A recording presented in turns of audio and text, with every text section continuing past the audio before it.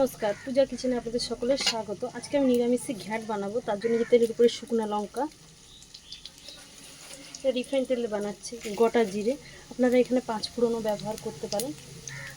দিয়ে এটা আমি খুব ভালোভাবে ভেজে নেব। আমি যে বাড়ি আমাদের এখানে পাশের বাড়ি কাকিমাদের অনুষ্ঠান, সেই বাড়িতে রান্না করছি নিরামিষি রান্না। তারা 5 ফোড়ন খায়নি বলে আমি 5 ফোড়ন এখানে ব্যবহার করি না। আপনারা 5 ফোড়ন তেজপাতা দিবেন। এবার আদা বাটাটা দিয়ে দিলাম।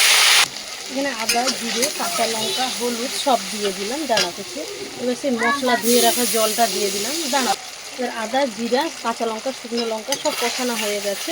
এবার একটু নারকেল কুড়াও দিয়ে দিলাম, দিয়ে ভালো করে একদম সব মশলাটা খুব ভালোভাবে আমি কষিয়ে নিচ্ছি।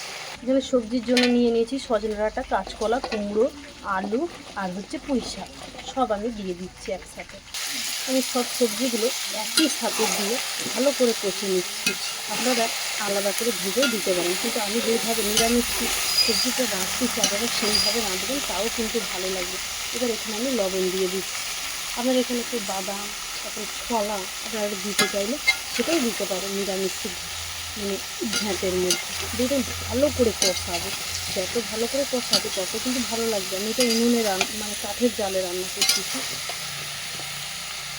আর এখানে সেই ভাজা মশলা তৈরি করে দিচ্ছি, ধনে, জিরে আর গোটা গরম মশলা, গোলমরিচ, লবঙ্গ, দারুচিনি, এলাচ সব শুকনো খড়ায় নেড়ে ভেজে রেখেছিলাম। এখানে গোটা ধনে আপনারা চাইলে দিতে পারেন। যেটা ভালো করে কষিয়ে নেব। দেখুন আমার খুব ভালোভাবে কষানো হয়েছে। যত ভালোভাবে কষাবে তত কিন্তু খেতে ভালো লাগবে। আমি কিন্তু এর মধ্যে কাঁচকলাও দিয়েছি, কোনো কালো হয়নি। আপনারা এমনভাবে আমি যেভাবে রাঁধতেছি সেমভাবে রাঁধবেন, এটা খেতে খুব ভালো লাগবে। সজনে ডাঁটা, পুঁই শাক, কাঁচকলা, আলু, কুমড়ো আমার খুব ভালোভাবে কষানো হয়ে গেছে, তেল ছেড়ে দিয়েছে। দিয়ে আমি এবার একটু জল দিয়ে দেবো। ঘ্যাঁটটা দেখুন সব কিছু সিদ্ধ হয়ে গেছে। এবার এরকম খুন্তির সাহায্যে আপনারা ঘেঁটে দিবেন। পুরো শুকনো শুকনো মাখা মাখা করবো, তারপর ভাজা মশলা দিয়ে। আর আপনাদের কাছে যদি ঘি থাকে ঘি দিবেন আপনারা, তাহলে দেখবি খেতে নিরামিষি খাবারও যে এত সুন্দর লাগে আপনাদের আমি বলে বোঝাতে পারবো। দেখুন ঘ্যাঁট একটু শুকনো শুকনো হবে।